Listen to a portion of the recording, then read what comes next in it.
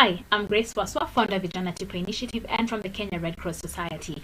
At Vijana Tupo, we are helping young people take charge and become economically independent by building an online resource center to make expert information on business, career, and financial literacy easily and readily accessible to them. We're different from other initiatives such as the Kenya Youth Economic Empowerment Program and Centonomy, as they provide economic empowerment in different cycles and at a high rate consecutively.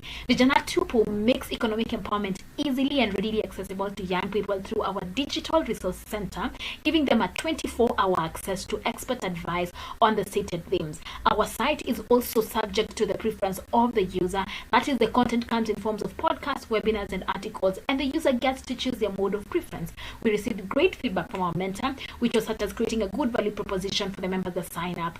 Based on this, we will add internship and volunteer opportunities for the youth that become members of our platform, as well as include a membership plan for the users and add free and paid specialized training on the resource center, as we were asked to prepare a sustainability plan. We were also asked advice to look at partners that we can work together with, and we will work with partners to provide volunteer opportunities for our members.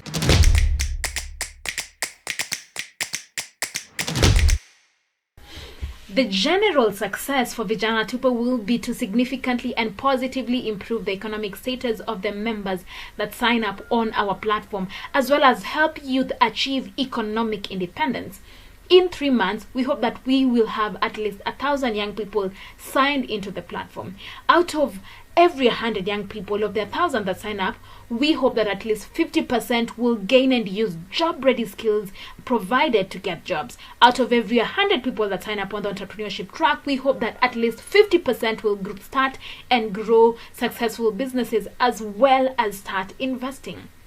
We will constantly converse with them through forms provided on the platform to measure how the content has helped them. We will also measure by looking at the rate of membership subscriptions on the platform, the number of downloaded and shared resources on our platform, and the number of successful internship and volunteer applications to organizations made through our platform. Resources required to execute these in terms of monetary resources will be $1,000 for production, which entail equipment and human resources, $1,200 for website management, that is the resource center, $900 for marketing, $500 for partnership management. In terms of partnership, we will need universities such as University of Nairobi, which will provide an audience for 18 to 24 years that will potentially sign up into the platform and become members of Vijana Tupo.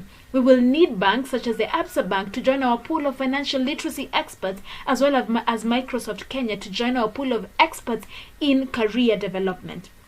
The next step for us will be building an economic empowerment mobile application with a business model that allows income to come through membership, content monetization, and marketing for our partners, as we will have their potential clientele.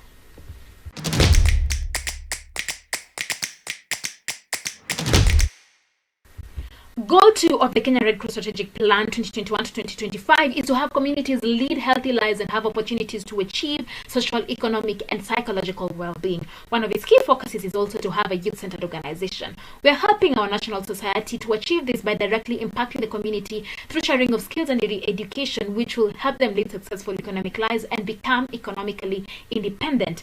We are also a youth-centered organization with solutions coming from the youth, which resonates with the key focuses of the national society. Possible challenges are such as access to expert contributors to our resource center and having a significant number of young people sign up on the platform. We'll mitigate challenge 1 by creating long-term partnerships with organizations as opposed to individuals, as well as creating a mutually beneficial partnership with these organizations where they provide content and we advertise their services to our members. For the second challenge, we will address this by constantly putting the user at the center of our work and engaging with them to ensure that we create services that fit into their needs. Every change will be guided by the user, the youth, and the impact we intend to create, plus the resources we have at hand to create the impact.